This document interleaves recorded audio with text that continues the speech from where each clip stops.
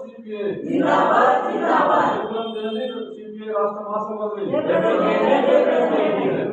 CPI రాష్ట్ర మహాసభలు Congress CPI 4వ రాష్ట్ర మహాసభలు మేడ్చల్ మల్కాజ్గిరి జిల్లాలో ఆగస్టు 19 నుంచి 22 వరకు ఈ 3 రోజుల పాటు ఈ మాసం జరుగుతాయి.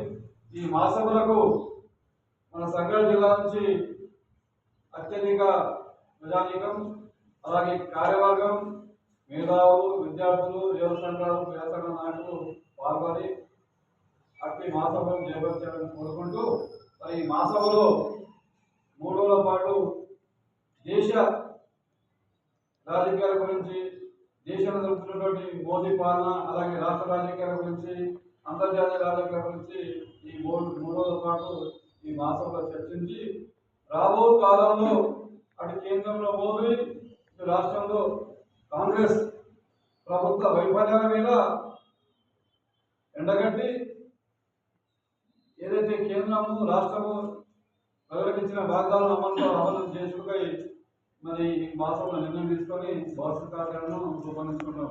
మరి ఈరోజు చూసుకుంటే దేశంలో మొదలైన తర్వాత యూపీ, బీహార్ లాంటి ప్రాంతంలో ఆర్ఎస్ఎస్ గుండాలు, బీజేపీ నాయకులు మైనార్టీ, బడుగు, దళిత మీద విపరీతమైన దాడులు చేసేవారు.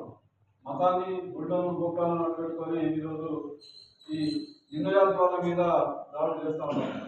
ఏంటంటే ఈరోజు సెంట్రల్ వారికి అనుకూలంగా ప్రభుత్వం ఉంది కాబట్టి మేము ఏం చేసినా చెల్లుబాటు అవుతున్న ఉద్దేశంతో ఎక్కడ పడితే ఇబ్బంది పడితే ప్రజాస్వామ్యాన్ని మొత్తం ఫోన్ చేసుకుంటూ భౌతిక దాడులు చేస్తా ఉన్నారు. ఈ భౌతిక దాడులు అరికట్టాలంటే ఈ దేశంలో బీజేపీ, ఆర్ఎస్ఎస్ను ఎండగట్టాలంటే ఒక కనిష్ఠంగా సాధ్యమని చెప్పేసి ఈ సమస్య చేసుకుంటున్నాం. ఎందుకంటే పార్లమెంట్ చూస్తున్నాం మనం, ఏ ఒక్క పార్టీ కూడా వారికి గట్టిగా తొండ ఇవ్వడం లేదు.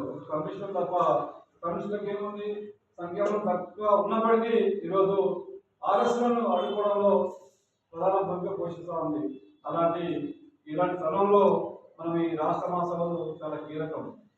మన మీద ఒక ప్రభుత్వ కర్తవ్యం ఉంది, బాధ్యత ఉంది.